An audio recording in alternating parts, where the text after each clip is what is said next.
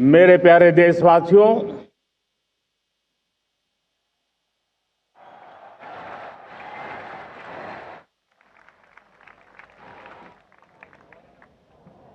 आजादी का ये महापर्व 140 करोड़ संकल्पों का पर्व है। आजादी का ये पर्व सामूहिक सिद्धियों का गौरव का पल है। हर हृदय उमंग से भरा हुआ है। देश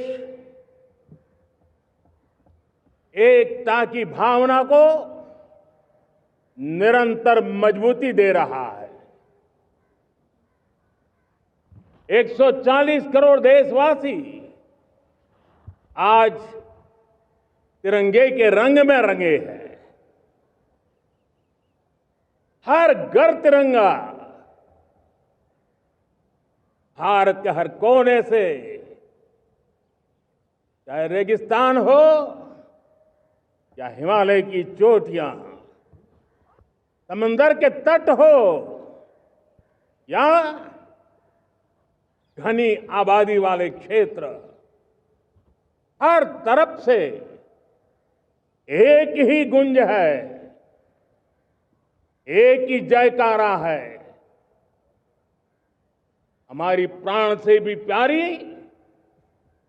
मातृभूमि का जयगान है।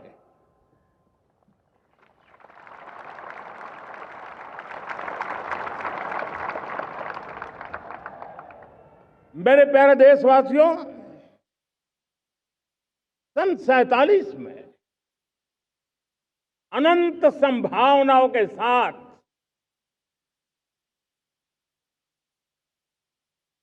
कोटि कोटि भुजाओं के सामर्थ्य के साथ हमारा देश आजाद हुआ। देश की आकांक्षाएं उड़ाने भर रही थी,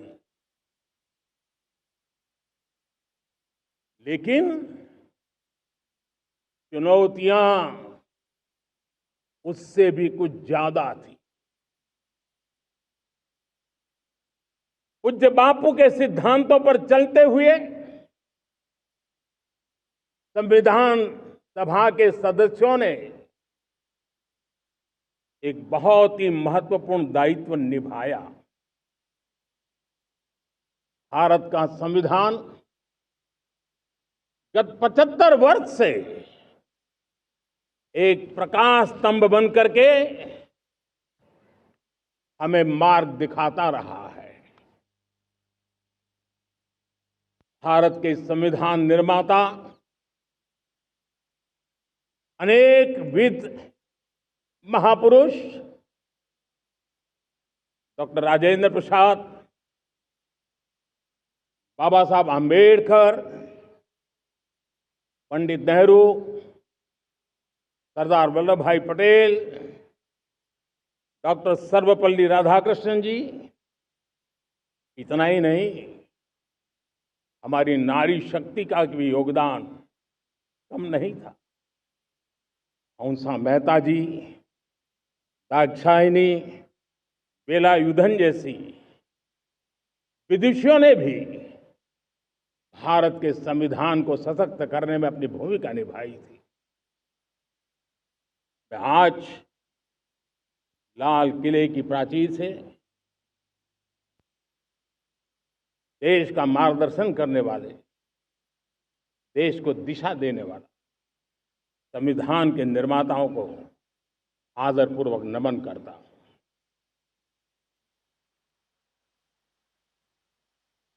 मेरे प्यारे देशवासियों, हम आज डॉक्टर श्यामा प्रसाद मुखर्जी की 125वीं जयंती भी मना रहे हैं। डॉक्टर श्यामा प्रसाद मुखर्जी भारत के संविधान के लिए बलिदान देने वाले देश के पहले महापुरुष थे। संविधान के लिए बलिदान, धारा 370 की दीवार गिराकर एक देश एक संविधान के मंत्र को जब हमने साकार किया तो हमने डॉक्टर श्यामा प्रसाद मुखर्जी को सच्ची श्रद्धांजलि दी।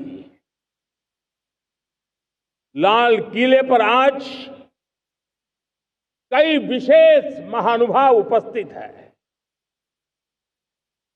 दूर सुदूर गांव के पंचायतों के सदस्य हैं, ड्रोन दीदी के प्रतिनिधि हैं, लखपति दीदी की प्रतिनिधि हैं, खेल जगत से जुड़े लोग हैं, राष्ट्र जीवन में कुछ न कुछ देने वाले यहां महानुभाव उपस्थित हैं। एक प्रकार से यहां मेरी आंखों के सामने मैं लघु भारत के दर्शन कर रहा हूं और टेक्नोलॉजी के माध्यम से विशाल भारत के साथ भी आज लाल किला जुड़ा हुआ है। मैं आजादी के इस महापर्व पर देशवासियों का, विश्व भर में फैलाए हुए भारत प्रेमियों का, हमारे मित्रों का हृदय से बहुत बहुत अभिनंदन करता हूं। साथियों, प्रकृति हम सब की परीक्षा ले रही है। पिछले कुछ दिनों में प्राकृतिक आपदाएं, भूस्खलन, बादलों का फटना, न जाने कितनी कितनी आपदाएं हम झेल रहे हैं। पीड़ितों के साथ हमारी संवेदना है। राज्य सरकारें और केंद्र सरकार मिलकर के बचाव के काम, राहत के काम, पुनर्वसन के काम में पूरी शक्ति से जुटे हुए हैं। साथियों, आज 15 अगस्त का एक विशेष महत्व भी मैं देख रहा। मुझे बहुत गर्व हो रहा है। आज मुझे लाल किले की प्राचीर से ऑपरेशन सिंदूर के वीर जाबाजों को सैल्यूट करने का अवसर मिला है।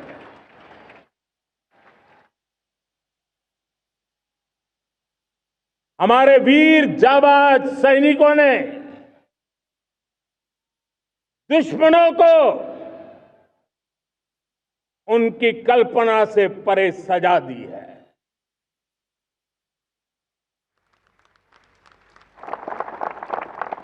और इस अपील को पहलगाम में सीमा पार से आतंकियों ने आकर के जिस प्रकार का कत्ले आम किया, धर्म पूछ करके लोगों को मारा गया,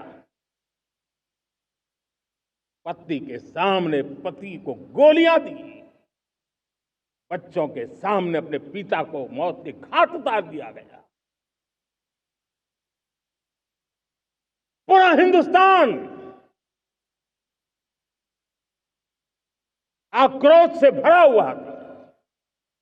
पूरा विश्व भी इस प्रकार से संहार से चौंक गया था। मेरे प्यारे देशवासियों, ऑपरेशन सिंदूर उसी आक्रोश की अभिव्यक्ति है।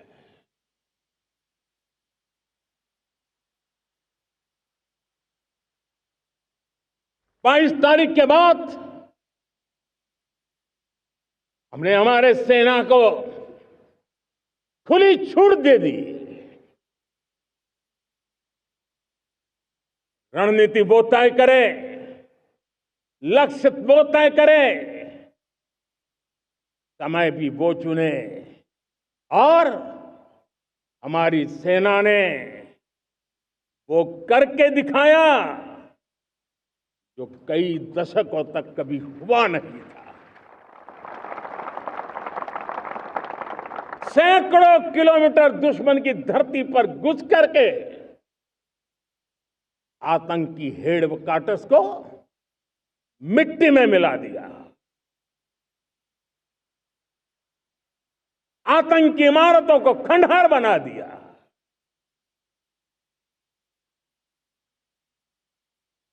पाकिस्तान की नींद अभी भी उड़ी हुई है।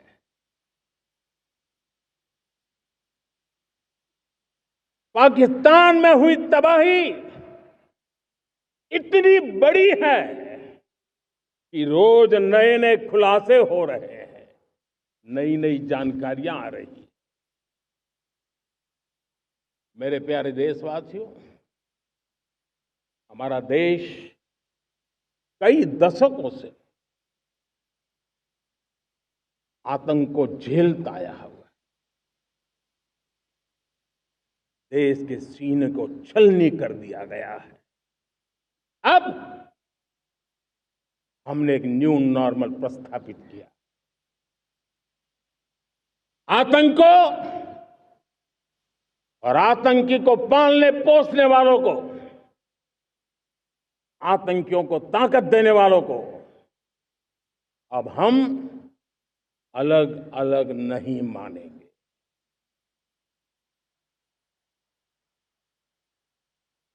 वो मानवता के समान दुश्मन है, उनके बीच कोई फर्क नहीं है।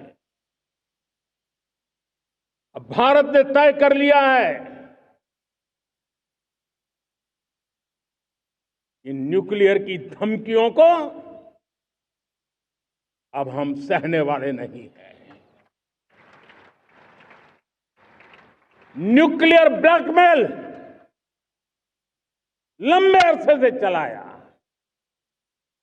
अब वो ब्लैकमेल नहीं सहा जाएगा।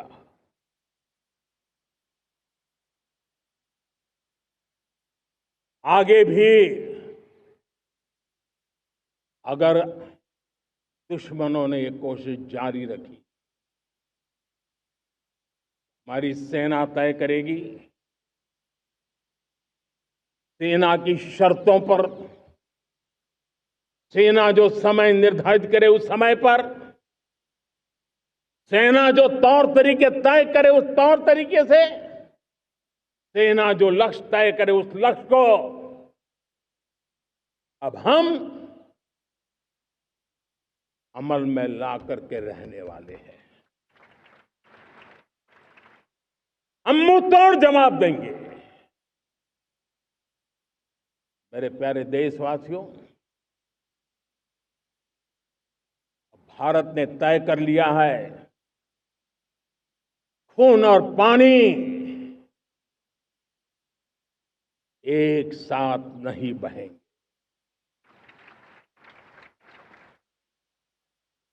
अब देशवासियों को भली भांति पता चला है कि सिंधु का समझौता कितना अन्यायपूर्ण है, कितना एक तरफा है। भारत से निकलती नदियों का पानी दुश्मनों के खेत को सींच रहा है और मेरे देश के किसान, मेरे देश की धरती पानी के बिना प्यासी है।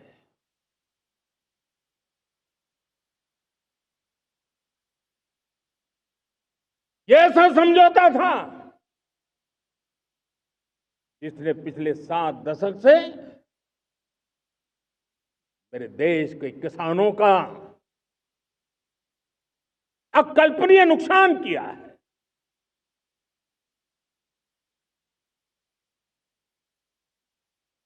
अब हिंदुस्तान के हक का जो पानी है उस पर अधिकार सिर्फ और सिर्फ हिंदुस्तान का है, हिंदुस्तान के किसानों का है। भारत कतई सिंधु समझौते को, उस स्वरूप को दशकों तक सहा है, उस स्वरूप को आगे नहीं सहा जाएगा। किसान हित में, राष्ट्र हित में ये समझौता हमें मंजूर नहीं है। मेरे प्यारे देशवासियों, आजादी के लिए असंख्य लोगों ने बलिदान दी, अपनी जवानी खपा दी, जेलों में जिंदगी गुजारी है, फांसी के तख्त पर लटके हैं, कुछ लेने पाने बनने के लिए नहीं, मां भारती के स्वाभिमान के लिए, कोटि कोटि जनों की आजादी के लिए, गुलामी की जंजीरों को तोड़ने के लिए। और मन में एक ही भाव था, स्वाभिमान। साथियों, गुलामी ने हमें निर्धन बना दिया, गुलामी ने हमें निर्भर भी बना दिया, औरों पर हमारी निर्भरता बढ़ती गई। हम सब जानते हैं, आजादी के बाद कोटि कोटि जनों के पेट भरना बड़ी चुनौती थी। लेकिन यही मेरे देश के किसान हैं जिन्होंने खून पसीना एक करके देश के अन्न के भंडार भर दिए।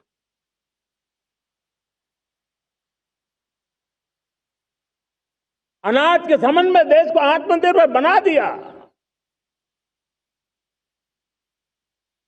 एक राष्ट्र के लिए आत्मसम्मान की सबसे बड़ी कसौटी आज भी उसकी आत्मनिर्भरता है। और मेरे प्यारे देशवासियों, विकसित भारत का आधार भी है आत्मनिर्भर भारत।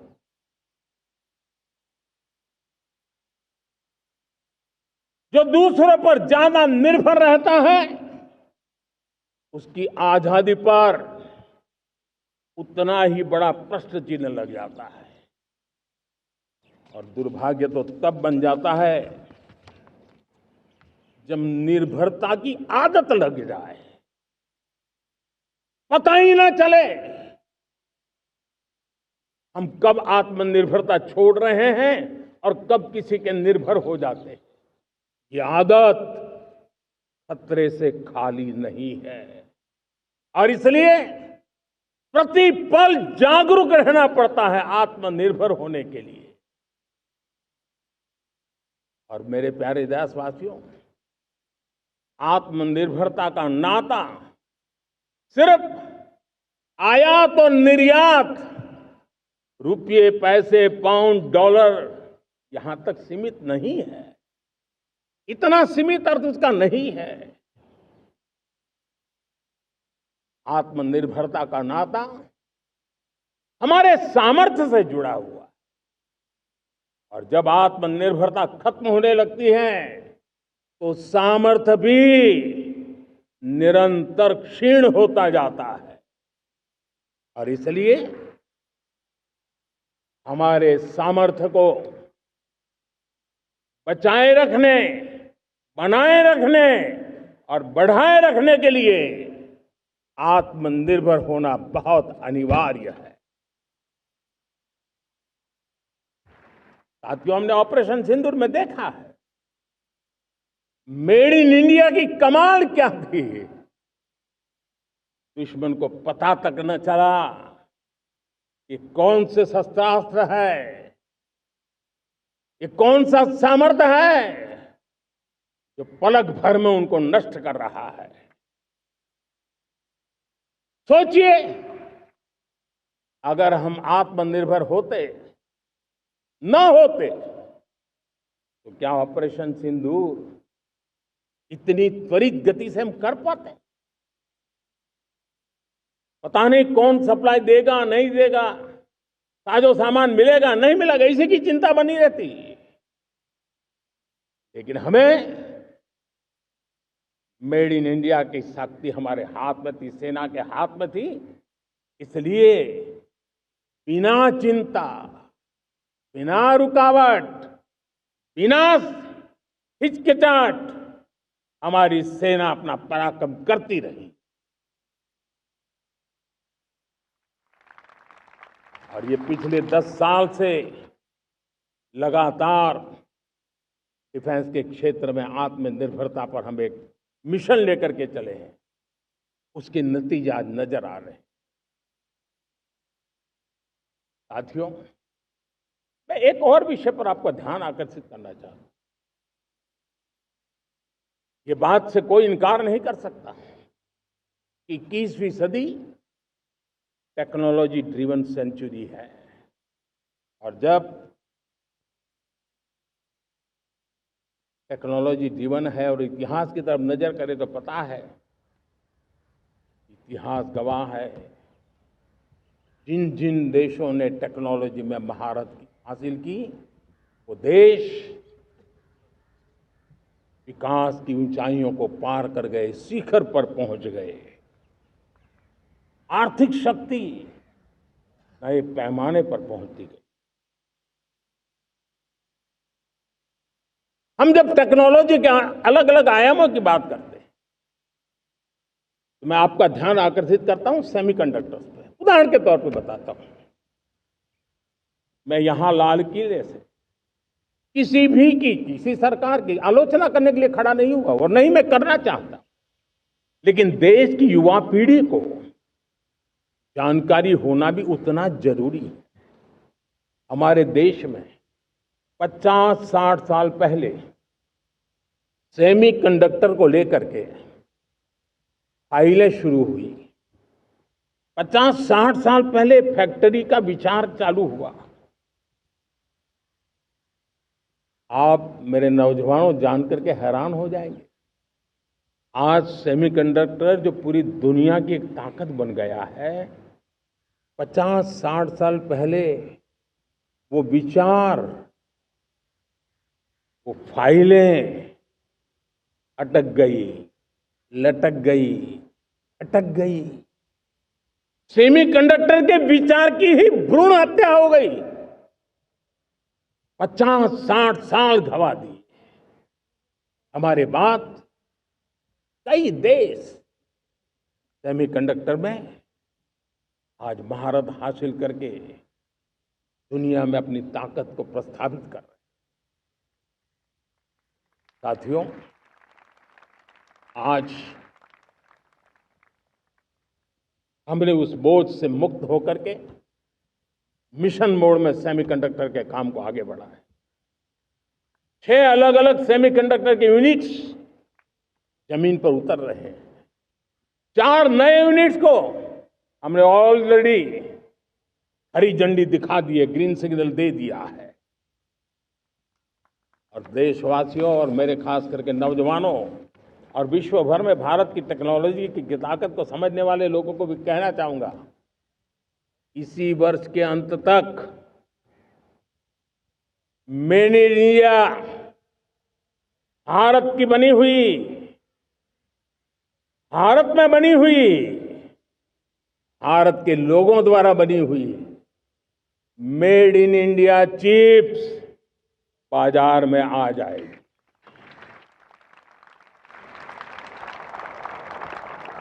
मैं दूसरा उदाहरण देना चाहता हूं। अब ऊर्जा के क्षेत्र में हम सब जानते हैं कि हम एनर्जी के लिए बहुत सारे देशों पर डिपेंडेंट है। पेट्रोल हो, डीजल हो, गैस हो, लाखों करोड़ रुपए हमें खर्च करके लाना पड़ता है। हमें इस संकट से देश को आत्मनिर्भर बनाना, ऊर्जा में आत्मनिर्भर बनाना बहुत जरूरी है। हमने बीड़ा उठाया और आज 11 वर्ष में सोलर एनर्जी 30 गुना बढ़ चुकी है। हम नए नए डैम बना रहे हैं ताकि हाइड्रो का विस्तार हो और हमें क्लीन एनर्जी की उपलब्ध हो। भारत मिशन ग्रीन हाइड्रोजन लेकर के आज हजारों करोड़ रुपए इन्वेस्ट कर रहा है। भविष्य की ऊर्जा को ध्यान में रख करके, ऊर्जा के क्षेत्रों को ध्यान में रख करके भारत न्यूक्लियर एनर्जी पर भी बहुत बड़े इनिशिएटिव ले रहा है। न्यूक्लियर एनर्जी में 10 नए न्यूक्लियर रिएक्टर तेजी से काम कर रहे हैं। 2047 तक, जो कि हमने विकसित भारत का लक्ष्य तय किया है, जब देश की आजादी के 100 साल होंगे, हम परमाणु ऊर्जा क्षमता 10 गुना से भी अधिक बढ़ाने का संकल्प लेकर के आगे बढ़ रहे हैं। मेरे प्यारे देशवासियों, रिफॉर्म एक निरंतर प्रक्रिया है। समयानुकूल परिस्थिति के अनुसार रिफॉर्म करते जाना होता है। हम न्यूक्लियर एनर्जी के क्षेत्र में बहुत बड़े रिफॉर्म लेकर के आए। अब हमने प्राइवेट सेक्टर के लिए भी परमाणु ऊर्जा को उसके द्वार खोल दिए हैं। हम शक्ति को जोड़ना चाहते हैं। मेरे प्यारे देशवासियों, दुनिया जब आज ग्लोबल वार्मिंग को लिए चिंता करती है, तब मैं विश्व को भी बताना चाहता हूं कि भारत ने तय किया था कि हम 2030 तक क्लीन एनर्जी भारत में 50% पहुंचा देंगे। ये लक्ष्य हमारा 2030 तक था। मेरे देशवासियों का सामर्थ्य देखिए, मेरे देशवासियों की संकल्प शक्ति देखिए, मेरे देशवासियों को विकसित भारत बनाने का संकल्प को पूर्ण करने के लिए उनकी दौड़ देखिए। हमने जो लक्ष्य 2030 में तय किया था, वो 50% क्लीन एनर्जी का लक्ष्य 2025 में हमने कर लिया। 5 साल पहले हमने अचीव कर लिया, क्योंकि विश्व के प्रति भी हम उतने ही संवेदनशील हैं, प्रकृति के प्रति भी उतने ही हम जिम्मेवार लोग हैं। मेरे प्यारे देशवासियों, बजट का बहुत बड़ा हिस्सा ये पेट्रोल, डीजल, गैस, इन सबको लाने के लिए खर्च होता था। लाखों करोड़ रुपए चले जाते थे। अगर हम ऊर्जा में डिपेंडेंट न होते, तो वो धन मेरे देश के नौजवानों के भविष्य के लिए काम आता। वो धन मेरे देश के गरीबों को गरीबी के खिलाफ लड़ाई लड़ने में काम आता। वो धन मेरे देश के किसानों के कल्याण में काम आता।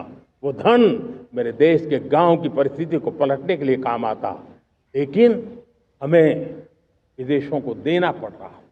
अब हम आत्मनिर्भर बनने की दिशा में काम कर रहे हैं। देश को विकसित बनाने के लिए हम अब समुद्र मंथन की तरफ भी जा रहे हैं। हमारे समुद्र के मंथन को आगे बढ़ाते हुए हम समुद्र के भीतर के तेल के भंडार, गैस के भंडार, उसको खोजने की दिशा में एक मिशन मोड में काम करना चाहते हैं। और इसलिए भारत ने national deep water exploration mission शुरू करने जा रहा है। ये ऊर्जा इंडिपेंडेंट बनने के लिए ये हमारी महत्वपूर्ण घोषणा है। मेरे प्यारे देशवासियों, आज पूरा विश्व क्रिटिकल मिनरल को लेकर के बहुत ही सतर्क हो गया है। उसके सामर्थ्य को लोग भली भांति समझने लगे हैं। कल तक जिस तरफ ज्यादा ध्यान नहीं था, वो आज सेंटर स्टेज पे है। हमारे लिए भी क्रिटिकल मिनरल्स में आत्मनिर्भरता बहुत अनिवार्य है।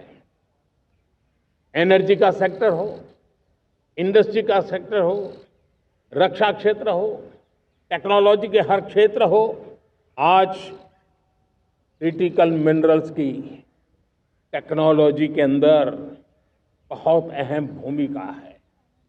और इसलिए नेशनल क्रिटिकल मिशन हमने लॉन्च किया है। 1200 से अधिक स्थानों पर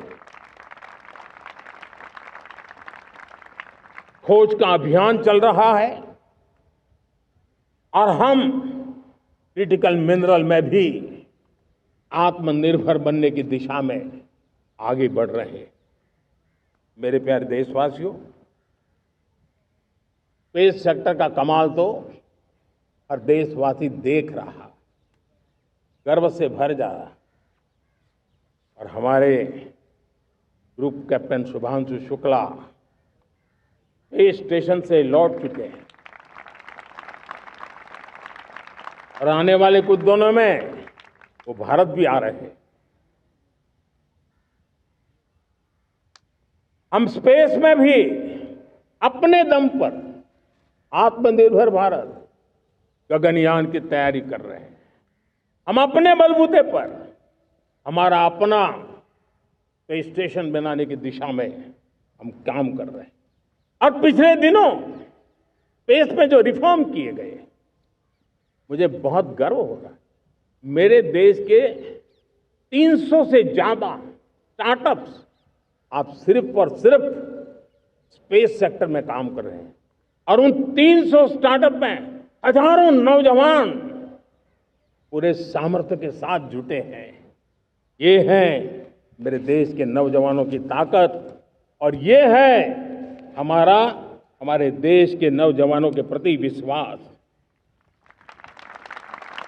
मेरे प्यारे देशवासियों,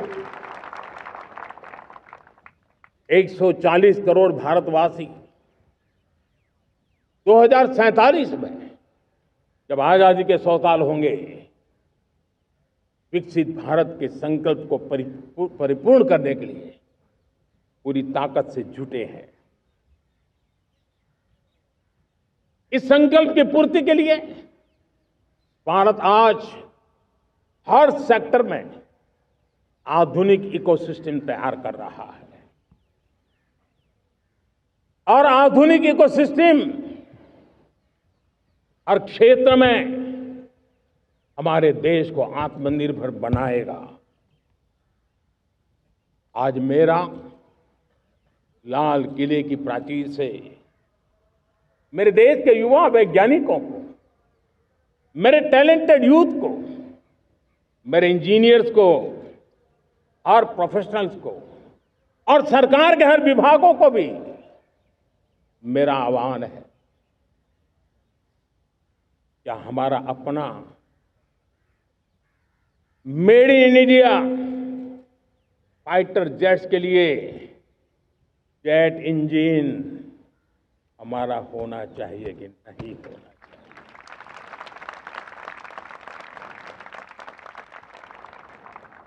हम फार्मा ऑफ द वर्ल्ड माने जाते हैं। वैक्सीन में हम नए नए विक्रम स्थापित करते हैं, लेकिन क्या समय की मांग नहीं है? हम रिसर्च और डेवलपमेंट में और ताकत लगाएं, हमारे अपने पेटेंट हो, हमारी अपनी बनाई हुई मानव जात के कल्याण की सस्ते से सस्ती और सबसे कारगर नई नई दवाइयों की शोध हो, हर संकट में साइड इफेक्ट के बिना मानव जात के कल्याण में काम आए। बायो 3 पॉलिसी भारत सरकार ने बनाई है। मैं देश के नौजवानों को कहता हूं, आइए बायो 3 पॉलिसी का अध्ययन करके अब कदम उठाइए। देश का भाग्य बदलना है,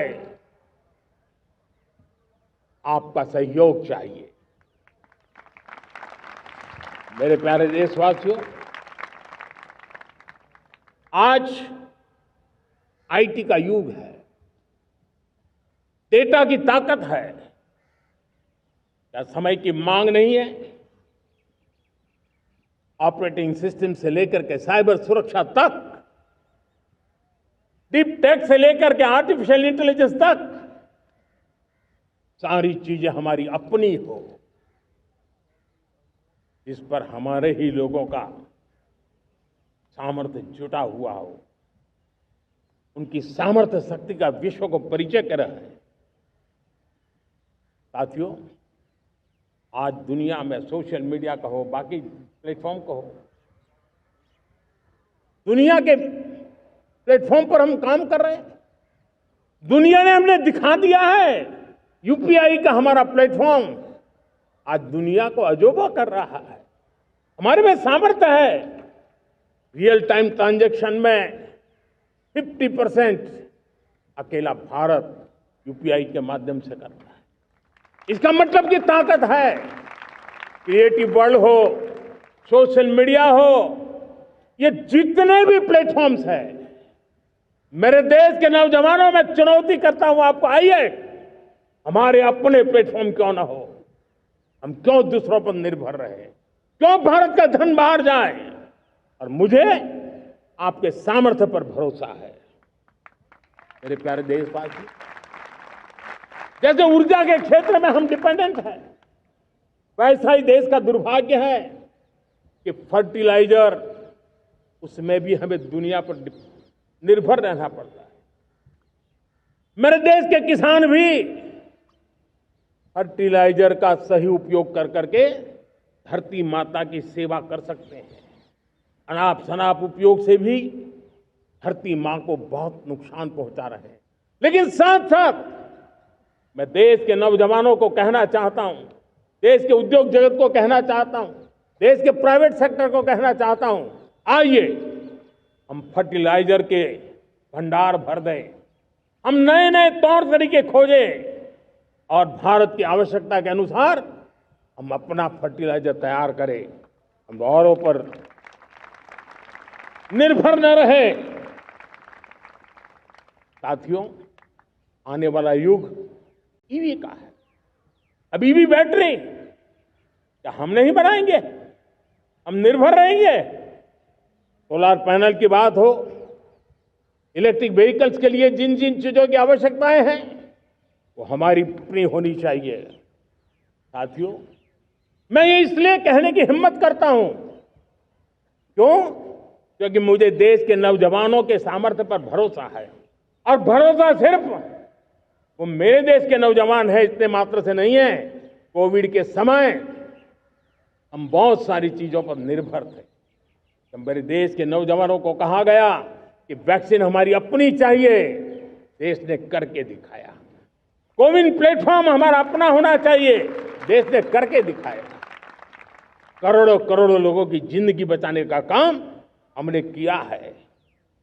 वही स्पिरिट, वही जज्बा हमें जीवन के हर क्षेत्र में आत्मनिर्भर बनने के लिए अपना सब कुछ देना है। अपना जो बेस्ट है वो हमें दे करके रहना है। साथियों, पिछले 11 साल में एंटरप्रेन्योरशिप, उद्यमशीलता को बहुत बड़ी ताकत मिली। आज लाखों स्टार्टअप्स टियर 2, टियर 3 सिटी में देश की अर्थशक्ति को, देश के इनोवेशन को ताकत दे रहे हैं। उसी प्रकार से मुद्रा योजना से हमारे देश के करोड़ों नौजवान, उसमें भी हमारी बेटियां, करोड़ों करोड़ों लोग मुद्रा से लोन लेकर के अपना खुद का कारोबार कर रहे हैं। खुद तो अपने पैरों पर खड़े हुए हैं, लेकिन औरों को भी पैरों पर खड़े रहने की ताकत देते हैं। वे भी एक प्रकार से हर व्यक्ति को आत्मनिर्भर बनाने का अवसर दे रही है। मेरे साथियों, विमेन सेल्फ हेल्प ग्रुप किसी का ध्यान नहीं था। पिछले 10 साल में विमेन सेल्फ हेल्प ग्रुप ने कमाल करके दिखाया। आज उनके प्रोडक्ट दुनिया के बाजार में जाने लगे हैं। लाखों करोड़ों का कारोबार हमारे विमेन सेल्फ हेल्प ग्रुप करते हैं। मैंने एक बार मन की बात में खिलौने की बात कही थी। हम करोड़ों करोड़ रुपए के खिलौने विदेश से लाते थे। मैंने ऐसे ही मन की बात में कहा, करे मेरे देश के नौजवानों, ऐसा भी करें इन्हें क्या, किलो भी बाहर जाएंगे। और आज मैं गर्व से कहता हूं कि मेरा देश खिलौने एक्सपोर्ट करने लग गया है। यानी देश के सामर्थ्य को हर प्रकार के अवसर मिले, हर रुकावटों से मुक्ति मिले, उसको सर्वाधिक करने के लिए प्रेरित किया जाए। देश कर सकता है। मैं देश के युवाओं से कहता हूं, आइए आप इनोवेटिव आइडियाज लेकर के, आपके आइडियाज को मरने मत देना दोस्तों। आज का आपका आइडिया हो सकता है आने वाली पीढ़ी का भविष्य बना सकता है। मैं आपके साथ खड़ा हूं, मैं आपके लिए काम करने के लिए तैयार हूं, आपका साथी बन के काम करना तैयार हूं। आप आइए, हिम्मत जुटाइए, इनिशिएटिव लीजिए। जो युवा मैन्युफैक्चरिंग के बारे में सोचते हैं, आइए आगे बढ़िए। सरकार के नियमों में बदलाव करना है, मुझे बताइए। अब देश रुकना नहीं चाहता है। 2047 दूर नहीं है, एक एक पल की कीमत है और हम एक भी पल गंवाना नहीं चाहते दोस्तों।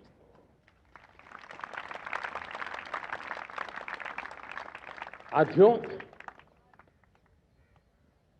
ये आगे बढ़ने का अवसर है,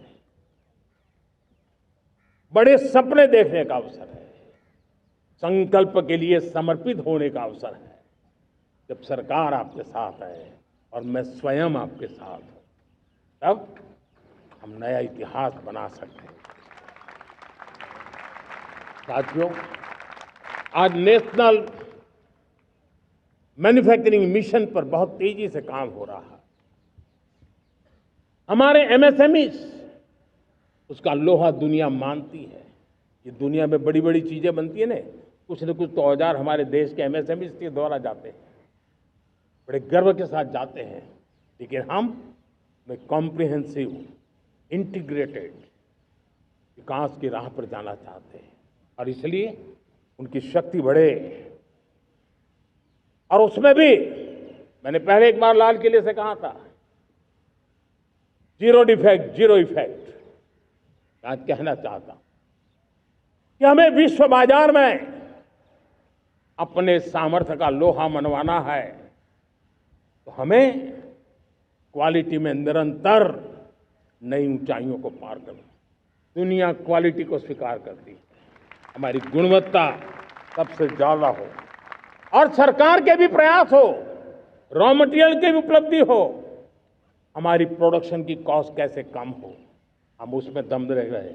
और साथियों, हम सभी जो उत्पादन के क्षेत्र में लगे हैं, उन सब का मंत्र होना चाहिए, दाम कम लेकिन दम ज्यादा। हमारी हर प्रोडक्ट का दम ज्यादा हो लेकिन दाम कम हो। इस भाव को लेकर के हमें आगे बढ़ना है। मेरे प्यारे देशवासियों, आजादी के लिए अनगिनत लोगों ने बलिदान दिए हैं। मैंने पहले भी कहा, जवानी खपा दी, फांसी पे लटक गए। क्यों? स्वतंत्र भारत के लिए। 75-100 साल पहले का वो कालखंड याद कीजिए। पूरा देश स्वतंत्र भारत के मंत्र को लेकर के जीता था। आज समय की मांग है, स्वतंत्र भारत का मंत्र लेकर के जीने वालों ने हमें स्वतंत्र भारत दिया।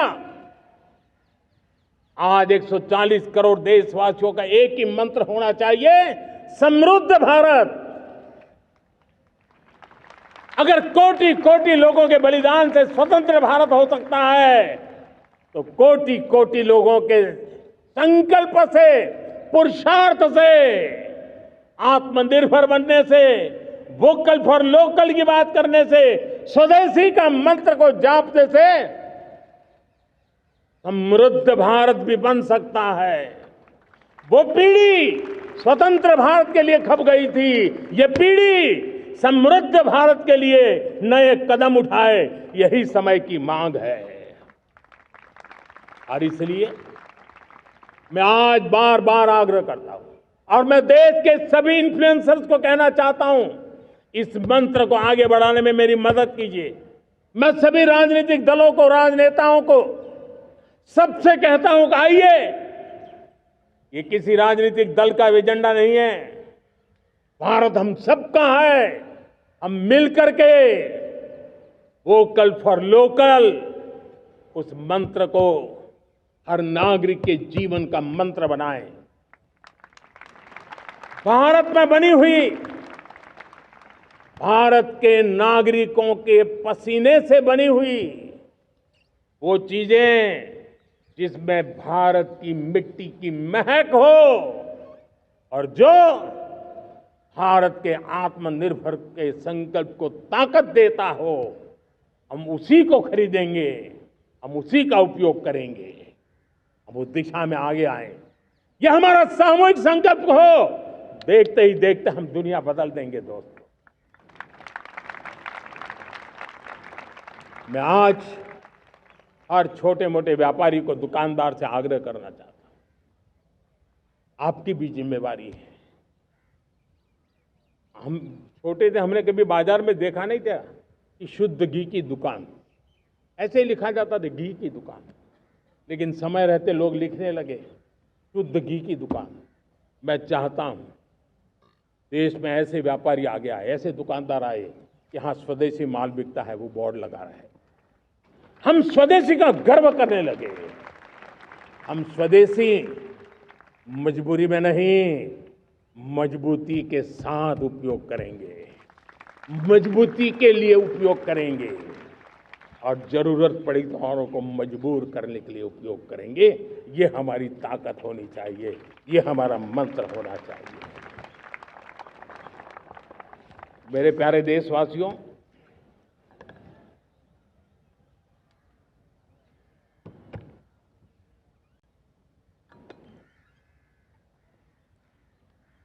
मुझे बहुत लंबे समय से सरकार में काम करने का अवसर मिला है। मैंने कई सारे उतार चढ़ाव देखे हैं, सरकारों की मुसीबतों से भी मैं परिचित हूं, व्यवस्थाओं की मर्यादाओं से भी परिचित हूं, लेकिन उसके बावजूद भी हमारी जिम्मेवारी है कि हम किसी की लकीर को छोटी करने में अपनी ताकत बर्बाद न करें। मैं बड़े अनुभव से कहता हूं, किसी दूसरे की लकीर छोटी करने के लिए अपनी ऊर्जा हमें नहीं खपानी है। हमें पूरी ऊर्जा के साथ हमारी लकीर को लंबा करना है।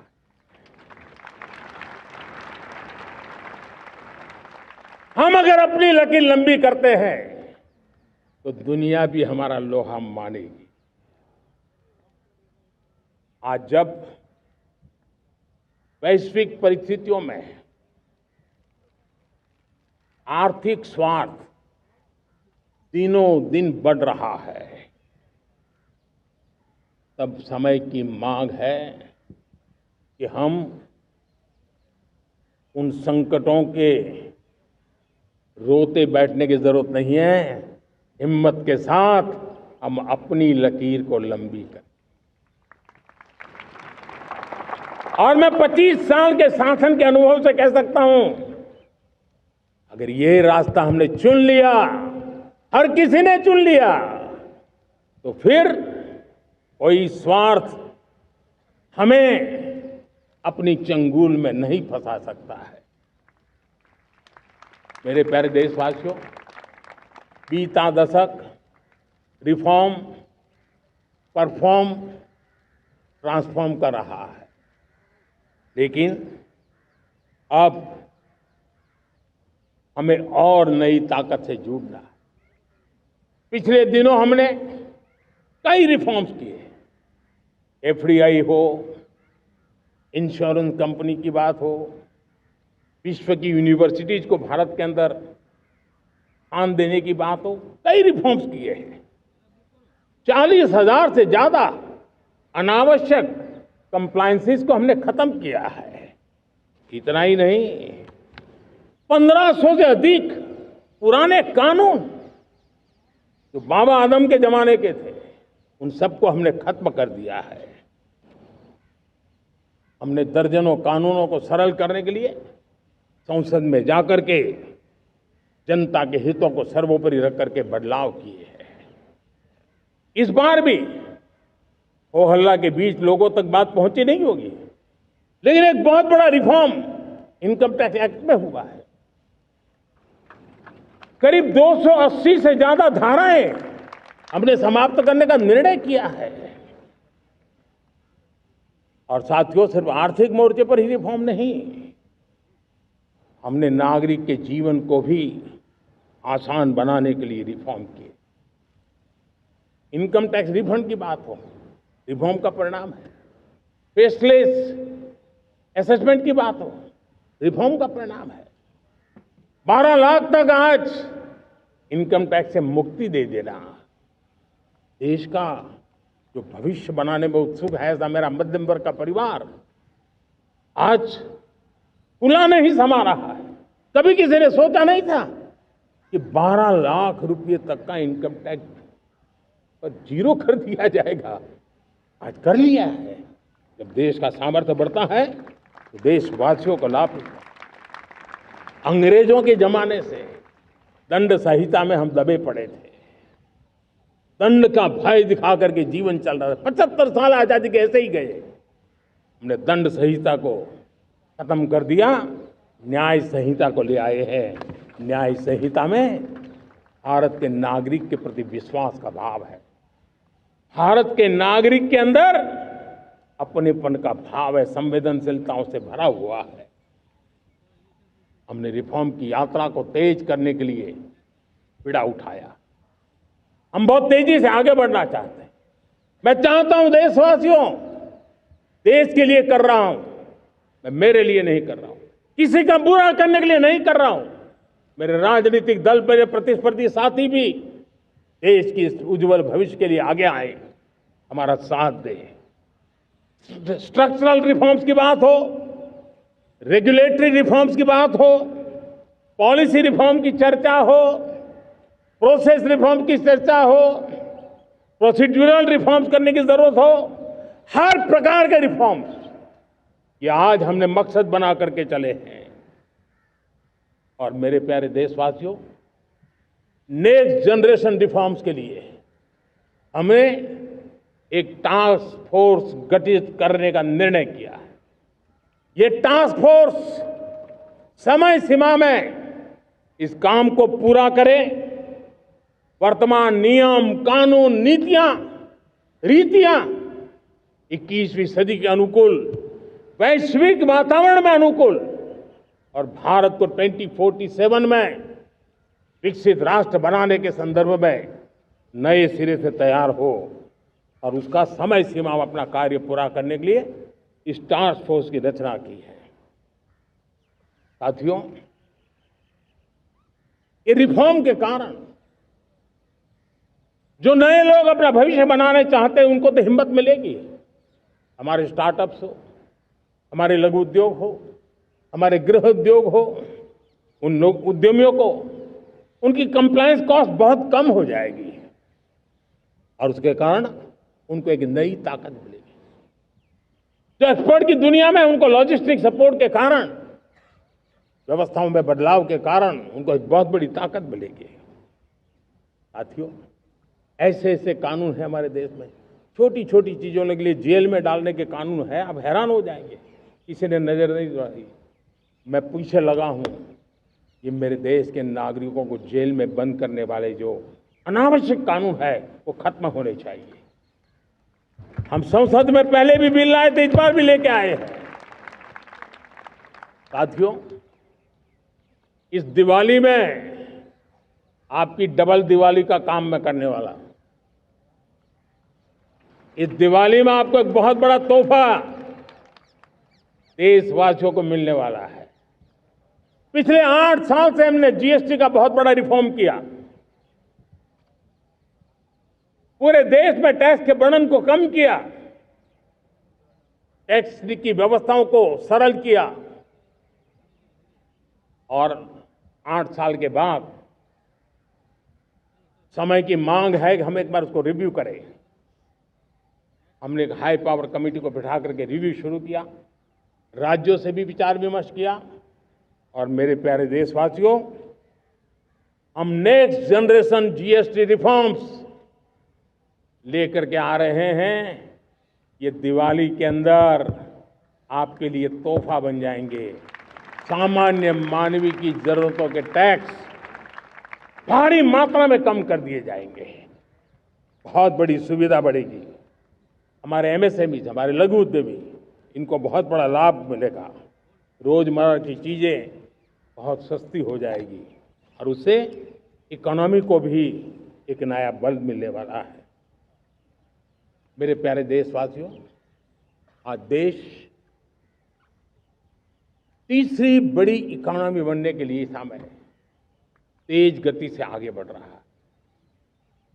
हम दरवाजे खटखटा रहे हैं और बहुत तेजी से हम उसको अचीव भी कर लेंगे। और कोई तो दिन होगा मैं आपके बीच आकर के लाल किले की प्राचीर से ये खबर भी सुनाऊंगा।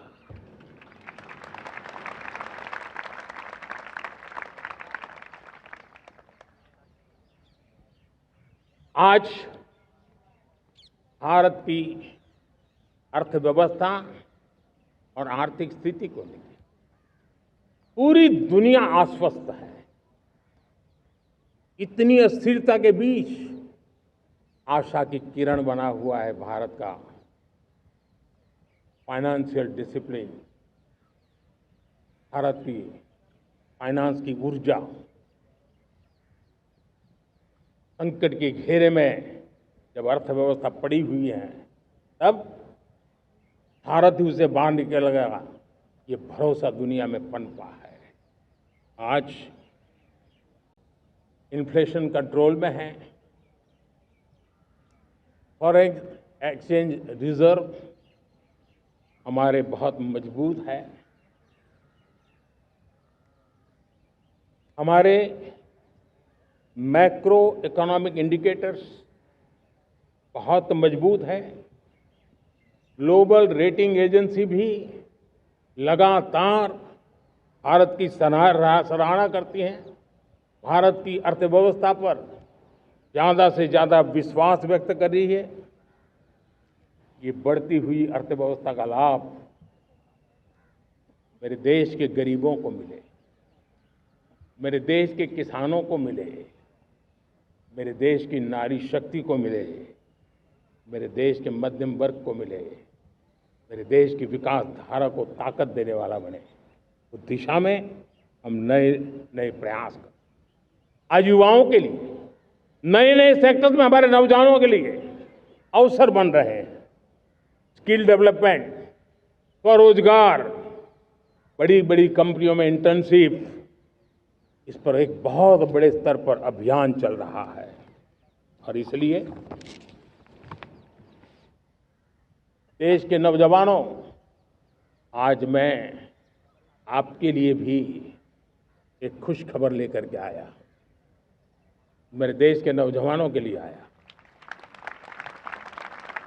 आज 15 अगस्त है। आज 15 अगस्त के ही दिन मेरे देश के युवाओं के लिए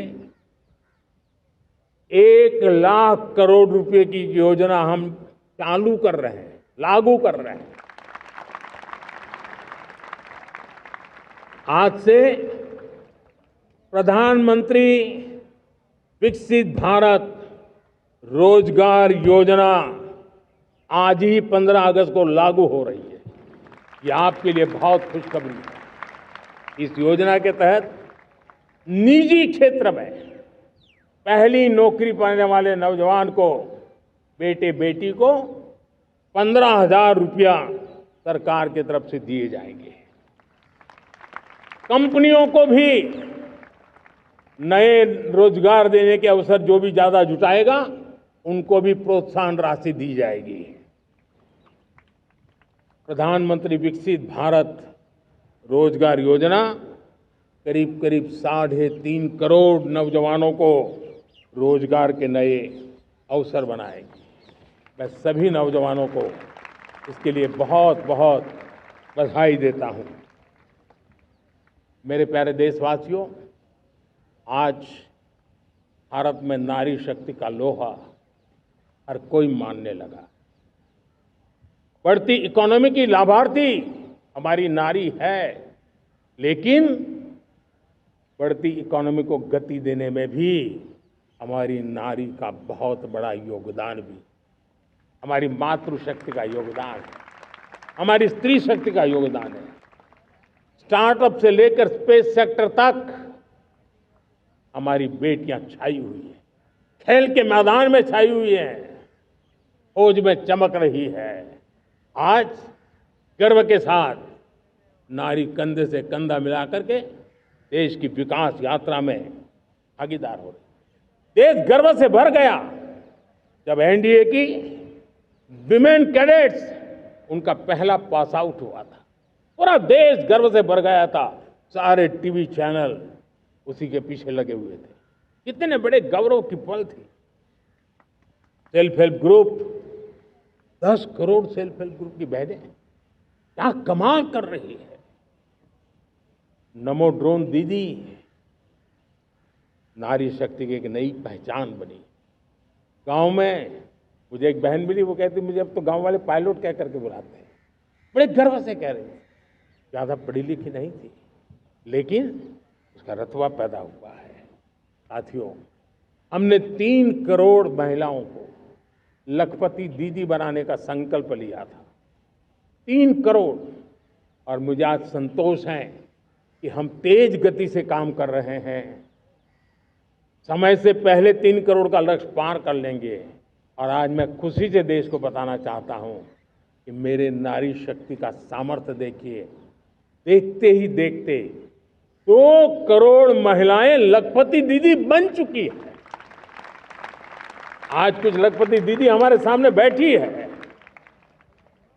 ये है मेरे सामर्थ्य। और मेरा विश्वास है दोस्तों, भारत की विकास यात्रा में उनकी भागीदारी बढ़ने वाली।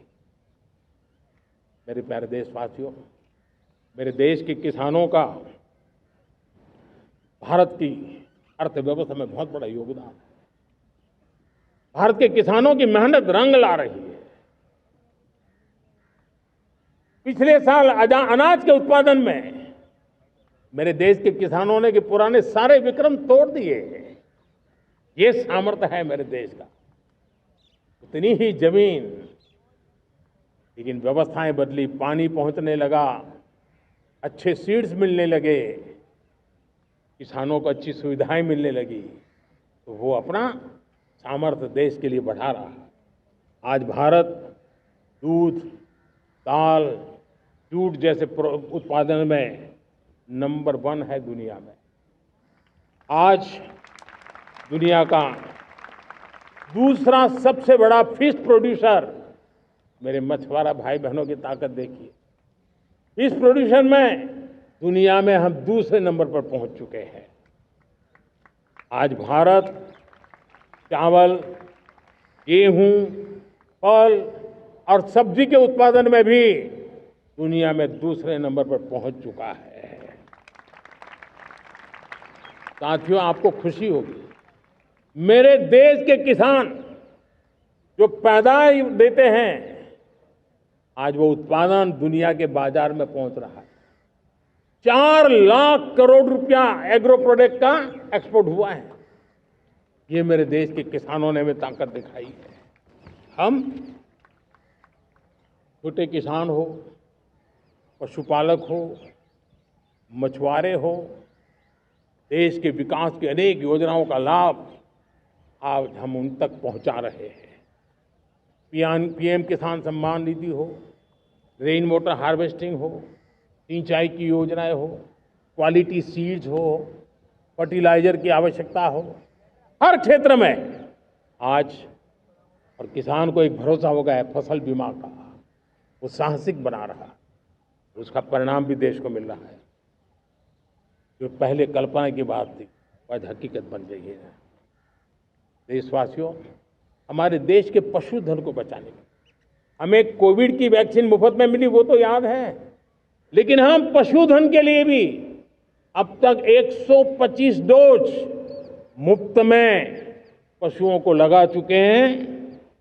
फूट एंड माउथ डिसीज से मुक्ति पाने के लिए, जो हमारा यहाँ उत्तर भारत में उसे खुरपका मुंहपका बीमारी कहते हैं, उससे बचाने के लिए 125 करोड़ डोज हम लगा चुके हैं और मुफ्त में लगा चुके हैं। हम खेती के मामले में देश के वो जिले जहां के किसान औरों से पीछे रह गए, किसी न किसी कारण से 100 जिले ऐसे हैं जहां अपेक्षाकृत कम खेती है, और इसलिए हमने 100 जिले आइडेंटिफाई किए हैं पूरे देश में से, और वहां के किसानों को एम्पावर करना, किसानों को शक्ति देना, किसानों को मदद करने का एक अभियान चलाया है। और इसके लिए पीएम धन धान्य कृषि योजना का आरंभ किया है। पीएम धन धान्य कृषि योजना वो देश के 100 जिले जहां थोड़ी सी भी मदद कर देंगे तो वहां का किसान भी भारत के अन्य किसानों की बराबरी कर देगा। मेरे प्यारे देशवासियों, भारत के किसान, भारत के पशुपालक, भारत के मछुआरे, ये हमारी सबसे बड़ी प्राथमिकता है। भारत के किसान, भारत के मछुआरे, भारत के पशुपालक, उनसे जुड़ी किसी भी अहितकारी नीति के आगे मोदी दीवार बन के खड़ा है।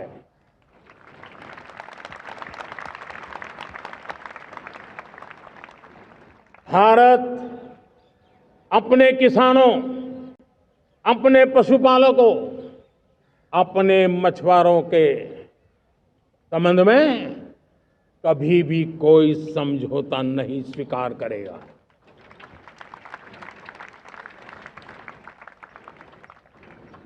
प्यारे देशवासियों, गरीबी क्या होती है मुझे किताबों में पढ़ना नहीं पड़ा है, मैं जानता,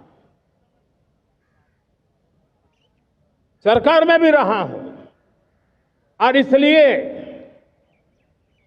मेरी कोशिश रही है कि सरकार फाइलों में नहीं होनी चाहिए। सरकार देश के नागरिकों की लाइफ में होनी चाहिए। दलित हो, पीड़ित हो, शोषित हो, वंचित हो, उनके लिए सकारात्मक रूप से सरकारें प्रोएक्टिव हो, सरकारें प्रो पीपल हो, उस दिशा में हम निरंतर प्रयास कर रहे हैं।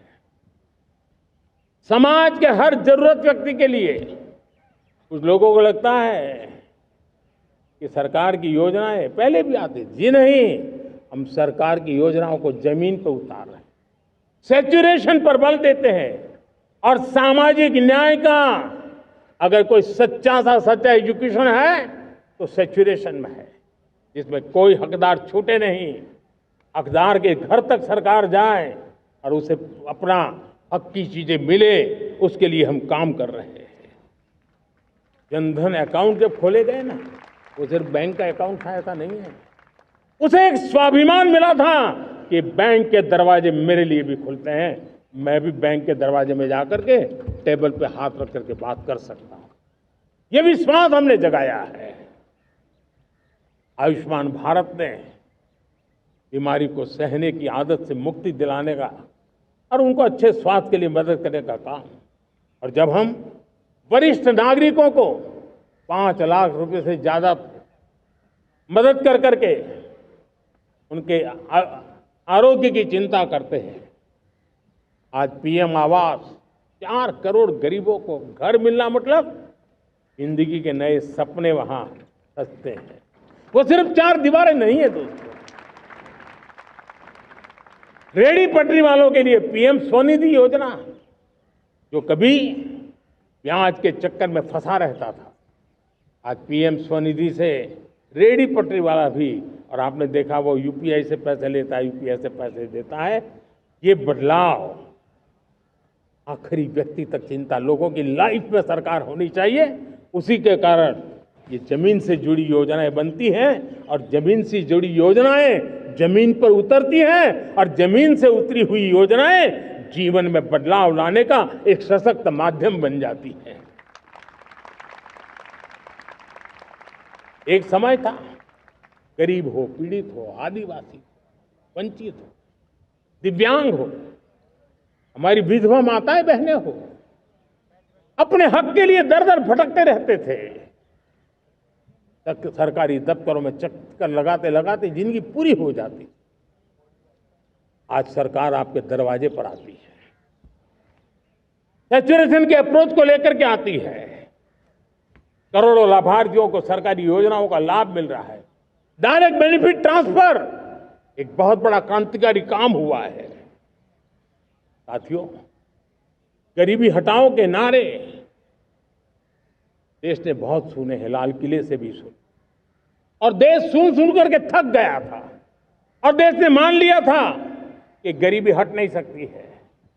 लेकिन जब हम योजनाओं को गरीब के घर तक ले जाते हैं, विश्वास को गरीब के मन में हम पैदा करते हैं, तब मेरे देश के 25 करोड़ गरीब गरीबी को परास्त कर करके, गरीबी से बाहर निकल करके एक नया इतिहास बनाते हैं। आज 10 करोड़ गरीब और 10 वर्ष में 25 करोड़ से ज्यादा गरीब गरीबी को परास्त कर करके गरीबी से बाहर निकले हैं और एक न्यू मिडिल क्लास तैयार हुआ है।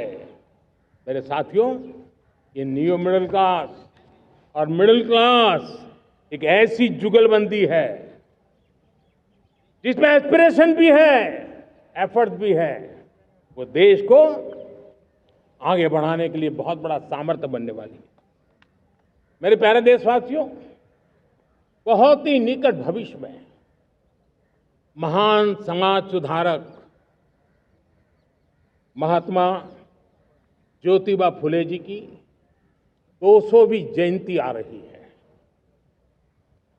हम उस जयंती के समारोह शुरू करने जा रहे हैं और महात्मा ज्योतिबा फुले के सिद्धांत, उन्होंने जो मंत्र दिए, उसमें हमारे लिए प्रेरणा है। पिछड़े को प्राथमिकता, पिछड़े को प्राथमिकता देते हुए हम परिवर्तन की ऊंचाइयों को प्राप्त करना चाहते हैं। हम इसके लिए परिश्रम की पराकाष्ठा करना चाहते हैं। हम पारदर्शी नीतियों के द्वारा पिछड़ों को प्राथमिकता, ये हम धरती पर उतारना चाहते हैं, हर पिछड़े के जीवन में उतारना चाहते हैं। साथियों, रेहड़ी पटरी वालों के लिए स्वनिधि योजना हो या हमारे हुनर वाले, हाथ से काम करने वाले विश्वकर्मा योजना की बात हो, आदिवासी में भी जो पिछड़े रह गए हैं उनके लिए पीएम जनधन की योजना की बात हो, हमारे पूर्वी भारत को विकास में पूरे देश के अंदर बराबरी में लाना और उनको नेतृत्व देने की दिशा में काम हो। हम सिर्फ समाज पिछड़े हो उनकी चिंता तक अटकने वाले नहीं है। जो क्षेत्र पिछड़े हैं उनको भी हम प्राथमिकता देना चाहते हैं। जो जिले पिछड़े रहे हैं हम उनको प्राथमिकता देना चाहते हैं। जो ब्लॉक पिछड़े रहे हैं उनको प्राथमिकता देना चाहते हैं। हमने 100 एस्पिरेशनल डिस्ट्रिक्ट, 500 एस्पिरेशनल ब्लॉक, उसी मिशन में काम किया है। हमने पूर्वी भारत के विकास के लिए हजारों करोड़ रुपए के इंफ्रास्ट्रक्चर के प्रोजेक्ट को बल दिया है। हमने पूर्वी भारत के जीवन को बदल करके देश की विकास यात्रा में भागीदार बनने का। मेरे प्यारे देशवासियों, जीवन हर क्षेत्र में विकास होना चाहिए। विकास के लिए खेल का भी महत्व होता है। और मुझे खुशी है कि एक जमाना था जहाँ बच्चे खेल में अगर समय लगाते तो माँ बाप ज़्यादा पसंद नहीं करते थे। आज एकदम से उलट गया है।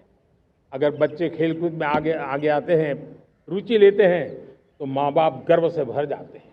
मैं इसे एक शुभ संकेत मानता हूँ। मेरे देश के परिवार के अंदर खेल को प्रोत्साहन का वातावरण मैं देखता हूँ, मेरा मन गर्व से भर जाता है। मैं इसे देश के भविष्य के लिए बहुत शुभ संकेत मानता हूँ।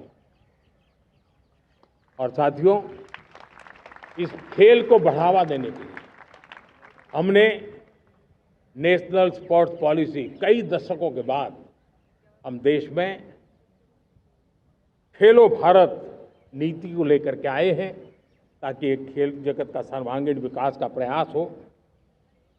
स्कूल से लेकर के ओलंपिक तक हम एक पूरा इकोसिस्टम डेवलप करना चाहते हैं, चाहे कोचिंग की व्यवस्था हो, फिटनेस की बात हो, खेल के मैदान हो, खेल की व्यवस्थाएं हो, खेल के लिए आवश्यक साधन हो, लघु उद्योगों को भी खेल के साधन बनाने में मदद करने की बात हो। यानी एक प्रकार से पूरा इकोसिस्टम हम दूर दराज के बच्चों तक पहुंचाना चाहते हैं। लेकिन साथियों, जब मैं फिटनेस की बात करता हूं, जब मैं खेलकूद की बात करता हूं, तब मैं एक चिंता भी आपके सामने रखना चाहता हूं। हमारे देश के हर परिवार को चिंता करनी चाहिए। मोटापा हमारे देश के लिए बहुत बड़ा संकट बनता जा रहा है। आने वाले वर्षों में लोग, जो पंडित लोग हैं वो कहते हैं, जो जानकार लोग कहते हैं, हर तीसरे व्यक्ति में एक व्यक्ति मोटापे का शिकार होगा। हमें मोटापे से बचना है, ओबेसिटी से बचना है। और इसलिए मैंने बाकी सब करना पड़ेगा, लेकिन एक छोटा सा सुझाव दिया था कि परिवार तय करे कि जब खाने का तेल घर में आएगा 10% कम ही आएगा और 10% कम ही उपयोग करेंगे, और हम ओबेसिटी के खिलाफ लड़ाई को जीतने की दिशा में हम अपना योगदान देंगे।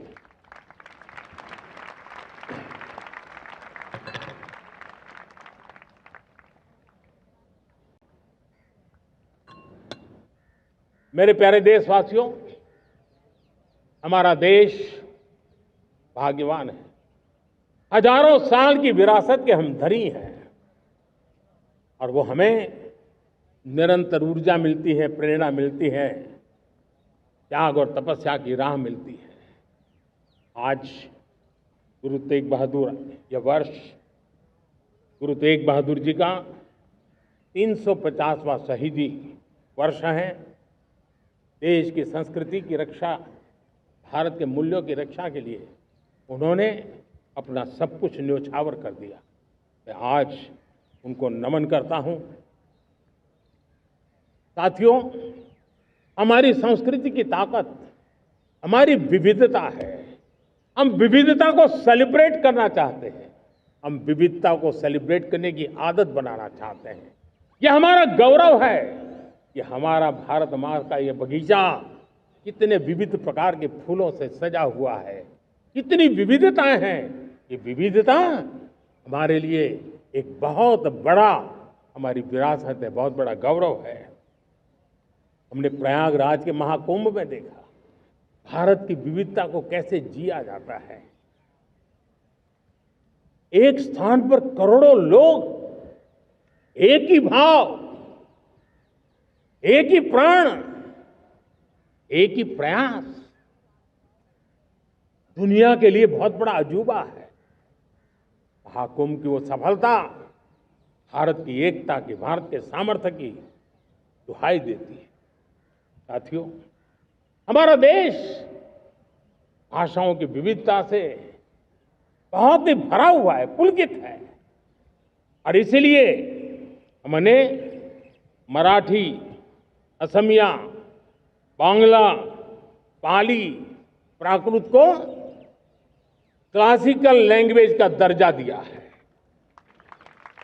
और मेरा मत है, हमारी भाषाएं जितनी विकसित होगी, हमारी सभी भाषाएं जितनी समृद्ध होगी, हमारे नॉलेज के सिस्टम को भी उतना ही बल मिलने वाला है।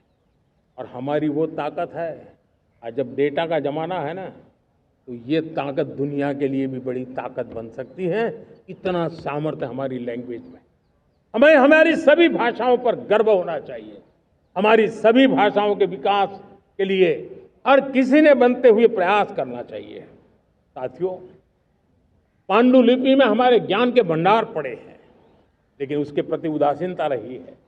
इस बार हमने ज्ञान भारतम योजना के तहत देश भर में जहां भी हस्तलिखित ग्रंथ है, जहां पांडुलिपियां हैं, सदियों पुराने जो दस्तावेज हैं, उनको खोज खोज करके आज की टेक्नोलॉजी का उपयोग करते हुए उस ज्ञान की समृद्धि को आने वाली पीढ़ियों के लिए काम आए, उस दिशा में काम कर रहे हैं। मेरे प्यारे देशवासियों, हमारा स्पष्ट मत है, यह देश सिर्फ सरकारें नहीं बनाती है, ये देश राज सत्ता पर विराजमान लोग ही नहीं बनाते हैं, ये देश शासन की धुरा संभालने वाले नहीं बनाते हैं।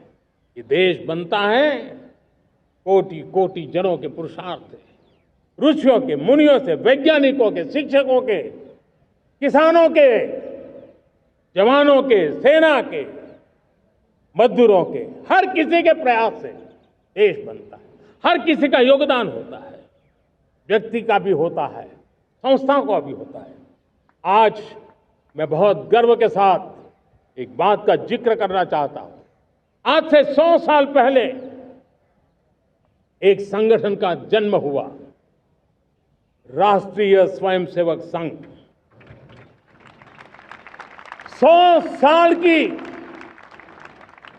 राष्ट्र की सेवा एक बहुत ही गौरवपूर्ण स्वर्णिम पृष्ठ है। व्यक्ति निर्माण से राष्ट्र निर्माण के संकल्प को लेकर के 100 साल तक मां भारती का कल्याण का लक्ष्य लेकर के लक्षावधि स्वयंसेवकों ने मातृभूमि के कल्याण के लिए अपना जीवन समर्पित किया है। सेवा, समर्पण, संगठन और अप्रतिम अनुशासन, ये जिसकी पहचान रही है, ऐसा राष्ट्रीय स्वयंसेवक संघ दुनिया का ये सबसे बड़ा एनजीओ है। एक प्रकार से 100 साल का उसका समर्पण का इतिहास है। आज लाल किले की प्राचीर से 100 साल की इस राष्ट्र सेवा की यात्रा में योगदान करने वाले सभी स्वयंसेवकों को आदरपूर्वक स्मरण करता हूं और देश गर्व करता है राष्ट्रीय स्वयंसेवक संघ की इस 100 साल की भव्य समर्पित यात्रा को, और हमें प्रेरणा देता रहेगा। मेरे प्यारे देशवासियों, हम समृद्धि की ओर जा रहे हैं, लेकिन समृद्धि का रास्ता सुरक्षा से गुजरता है। पिछले 11 वर्षों में राष्ट्र सुरक्षा, राष्ट्र रक्षा, राष्ट्र के नागरिकों की रक्षा, इन सभी मोर्चों पर हमने पूरे समर्पण भाव से काम किया है। हम बदलाव लाने में सफल हुए हैं। यह देश जानता है कि हमारे देश का बहुत बड़ा जनजातीय क्षेत्र नक्सलवाद की चपेट में, माओवाद की चपेट में पिछले कई दशकों से लहूलुहान हो चुका था। सबसे ज्यादा नुकसान मेरे आदिवासी परिवारों को हुआ। आदिवासी माताओं, बहनों ने अपने सपने के होनहार बच्चों को खो दिया। नौजवान बेटे गलत रास्ते पर खींच लिए गए, भटकाए गए, उनकी जीवन को तबाह कर दिया गया। हमने फौलादी हाथ से काम लिया। एक समय था, कभी 125 से ज्यादा जिलों में नक्सलवाद अपनी जड़ें जमा चुका था। माओवाद की चंगुल में हमारे जनजातीय क्षेत्र, हमारे जनजातीय नौजवान फंसे हुए थे, और आज 125 जिलों में से कम होते होते हम 20 पर ले आए हैं। उन जनजातीय समाज की सबसे बड़ी हमने सेवा की है। और आप देखिए, एक जमाना था जब बस्तर को याद करते ही माओवाद, नक्सलवाद, बम बंदूक की आवाज सुनाई देती थी। उसी बस्तर में माओवाद नक्सल से मुक्त होने के बाद जब बस्तर के नौजवान ओलंपिक करते हैं, हजारों नौजवान भारत माता की जय बोल करके खेल के मैदान में उतरते हैं, पूरा वातावरण उत्साह से भर जाता है। ये बदलाव देश देख रहा है। जो क्षेत्र कभी रेड कॉरिडोर के रूप में जाने जाते थे, वो आज विकास के ग्रीन कॉरिडोर बन रहे हैं। साथियों, हमारे लिए गर्व की बात है, भारत के नक्शे में जिन क्षेत्रों को लहूलुहान कर दिया गया था, लाल रंग से रंग दिया गया था, हमने वहां संविधान, कानून और विकास का तिरंगा फहरा दिया है। मेरे प्यारे देशवासियों, ये भगवान बिरसा मुंडा की 150वीं जयंती का अवसर है। तब इन जनजातीय क्षेत्रों को नक्सल से मुक्त कर करके, मेरे जनजातीय परिवार के नौजवानों की जिंदगी बचा करके हमने भगवान बिरसा मुंडा को एक सच्ची श्रद्धांजलि दी है। मेरे प्यारे देशवासियों, मैं आज देश के सामने एक चिंता, एक चुनौती के संबंध में आगाह करना चाहता हूं। षड्यंत्र के तहत, सोची समझी साजिश के तहत देश की डेमोग्राफी को बदला जा रहा है। एक नए संकट के बीज बोए जा रहे हैं। और ये घुसपैठिए मेरे देश के नौजवानों की रोजी रोटी छीन रहे हैं। एक घुसपैठिए मेरे देश की बहन बेटियों को निशाना बना रहे हैं। ये बर्दाश्त नहीं होगा। ये घुसपैठिए भोले भाले आदिवासियों को भ्रमित करके उनकी जमीनों पर कब्जा कर रहे हैं। ये देश सहन नहीं करेगा। और इसलिए मेरे प्यारे देशवासियों, जब डेमोग्राफी परिवर्तन होता है, सीमावर्ती क्षेत्रों में डेमोग्राफी में परिवर्तन होता है, तब राष्ट्रीय सुरक्षा के लिए संकट पैदा होता है। देश की एकता, अखंडता और प्रगति के लिए ये संकट पैदा, सामाजिक तनाव के बीज बो देता है। और कोई देश अपना देश घुसपैठियों के हवाले नहीं कर सकता है। दुनिया का कोई देश नहीं कर सकता है, तो हम भारत को कैसे कर सकते हैं? हमारे पूर्वजों ने त्याग और बलिदान से आजादी पाई है, हमें स्वतंत्र भारत दिया है। उन महापुरुषों के प्रति हमारा कर्तव्य है कि हम हमारे देश में ऐसी हरकतों को स्वीकार न करें। उनकी सच्ची श्रद्धांजलि होगी। और इसलिए मैं आज लाल किले की प्राचीर से कहना चाहता हूं, हमने एक हाई पावर्ड डेमोग्राफी मिशन शुरू करने का निर्णय किया है। ये मिशन, इस मिशन के द्वारा ये जो भीषण संकट नजर आ रहा है, भारत पे मंडरा रहा है जो संकट है, उसको निपटाने के लिए तय समय में सुविचारित, सुनिश्चित रूप से अपने कार्य को करेगा। उस दिशा में हम आगे बढ़ रहे हैं। मेरे प्यारे देशवासियों, कल जन्माष्टमी का पावन पर्व है। भगवान श्री कृष्ण का जन्मोत्सव देश में मनाया जाता है। साथियों, जब मुझे भगवान श्री कृष्ण याद आते हैं तो हम देख रहे हैं कि पूरे विश्व में आज युद्ध के तौर तरीके बदल रहे हैं।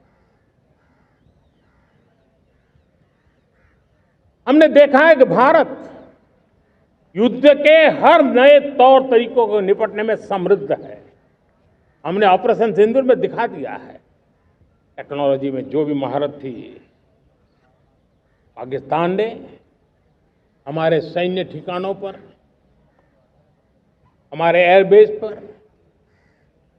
हमारे संवेदनशील स्थलों पर, हमारे आस्था के केंद्रों पर, हमारे नागरिकों पर मिसाइल्स, ड्रोन अनगिनत मात्रा में उन्होंने वार किया। देश ने देखा है, लेकिन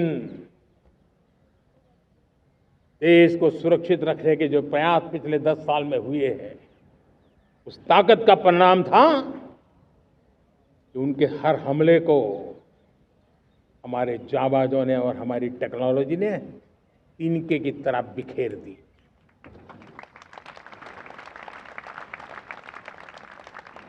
रत्ती भर नुकसान नहीं कर पाए। और इसलिए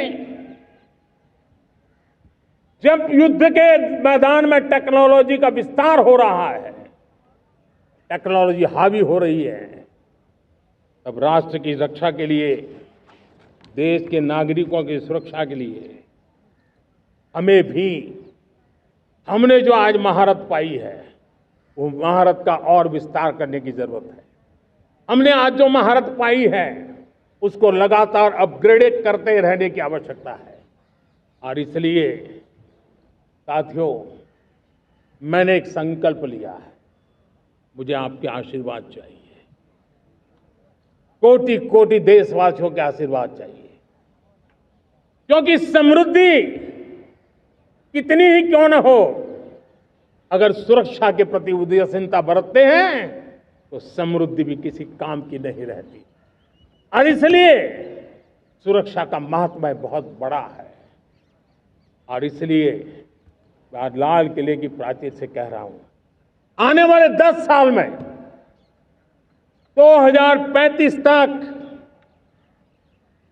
राष्ट्र के सभी महत्वपूर्ण स्थलों, जिनमें सामरिक के साथ साथ सिविलियन क्षेत्र भी शामिल है,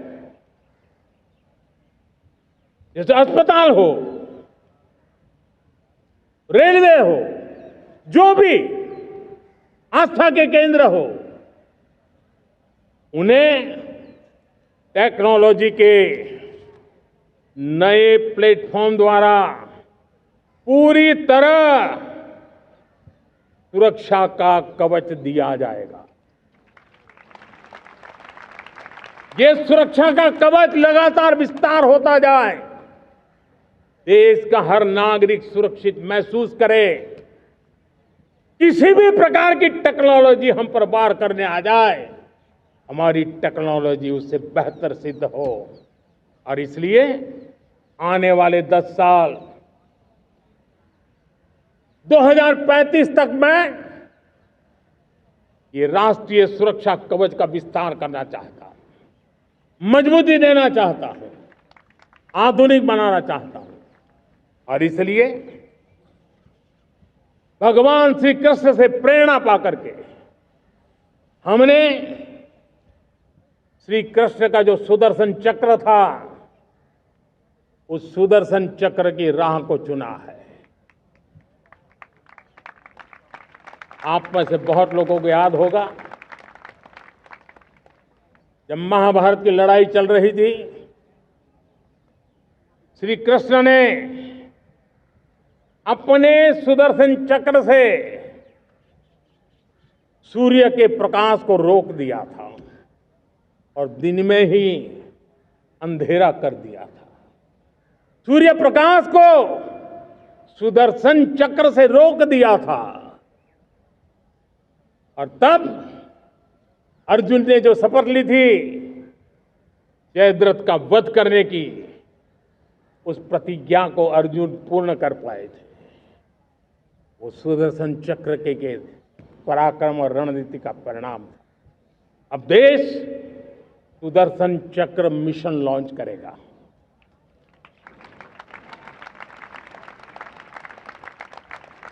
ये मिशन सुदर्शन चक्र एक पावरफुल वेपन सिस्टम दुश्मन के हमले को न्यूट्रलाइज तो करेगा ही करेगा, लेकिन कई गुना ज्यादा दुश्मन पर हिट बैक करेगा।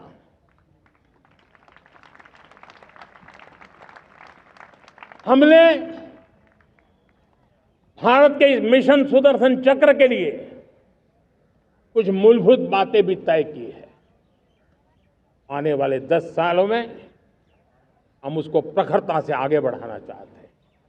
एक तो ये पूरी आधुनिक सिस्टम, इसके लिए रिसर्च, डेवलपमेंट, उसकी मैन्युफैक्चरिंग हमारे देश में ही हो, हमारे देश के नौजवानों के टैलेंट से हो, हमारे देश के लोगों के द्वारा बनी।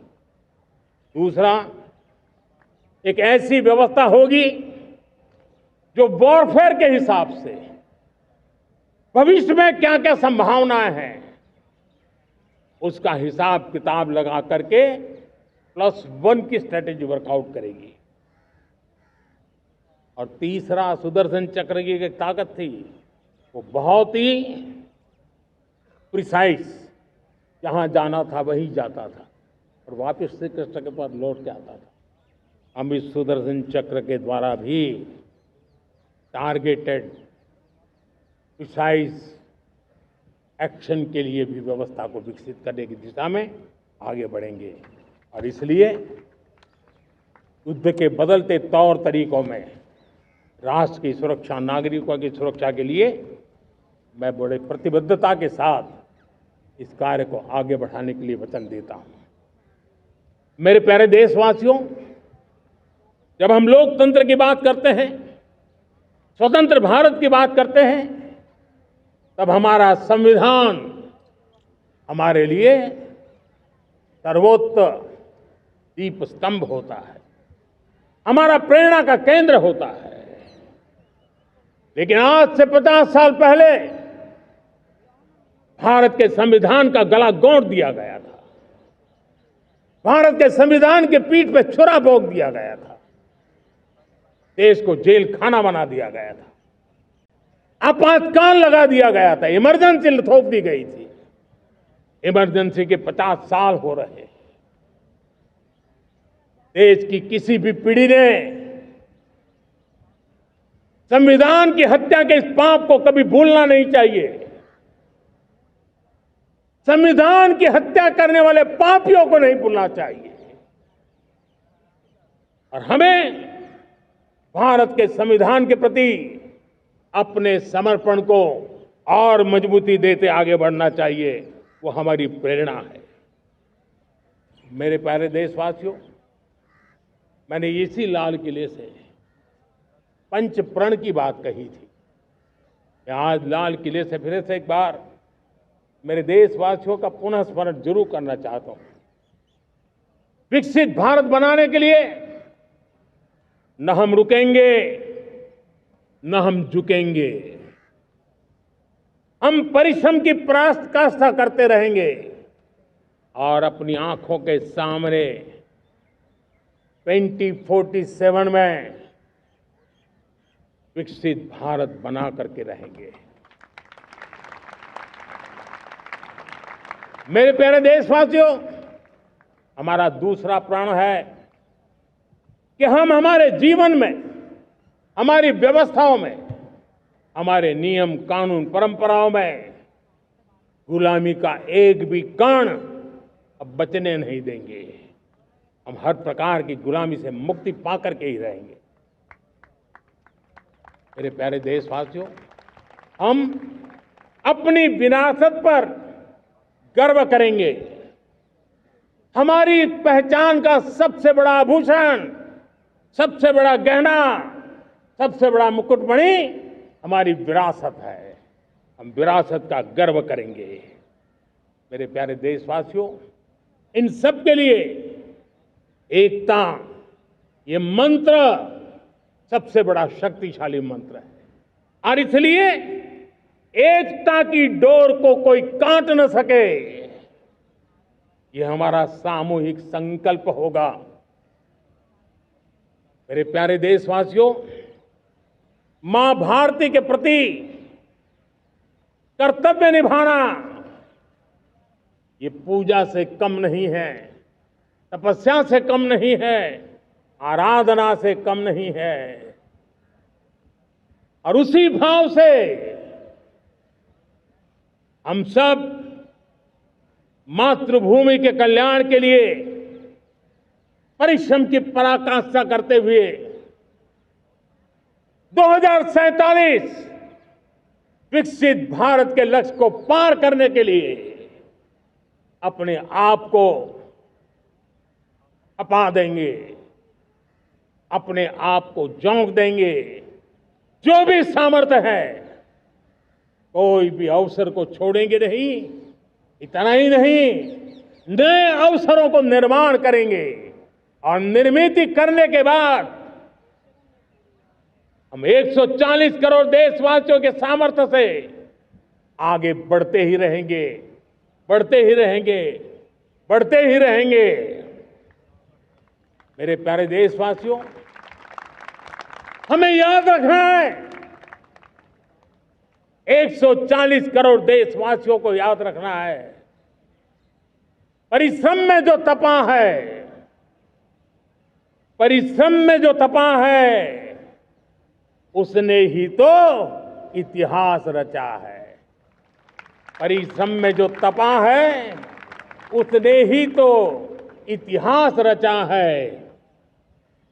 जिसने फौलादी चट्टानों को तोड़ा है, जिसने फौलादी चट्टानों को तोड़ा है, उसने ही समय को मोड़ा है। जिसने फौलादी चट्टानों को तोड़ा है, उसने ही समय को मोड़ा है। और समय को मोड़ देने का भी, समय को मोड़ देने का भी यही समय है, सही समय है। मेरे प्यारे देशवासियों, एक बार फिर आप सबको आजादी के इस महान पर्व की अनेक अनेक शुभकामनाएं देता हूं, बहुत बहुत बधाई देता हूं। मेरे साथ बोलेंगे, जय हिंद, जय हिंद, जय हिंद। भारत माता की, भारत माता की, भारत माता की। वंदे, वंदे, वंदे। बहुत बहुत धन्यवाद। जनगण मन अधिनायक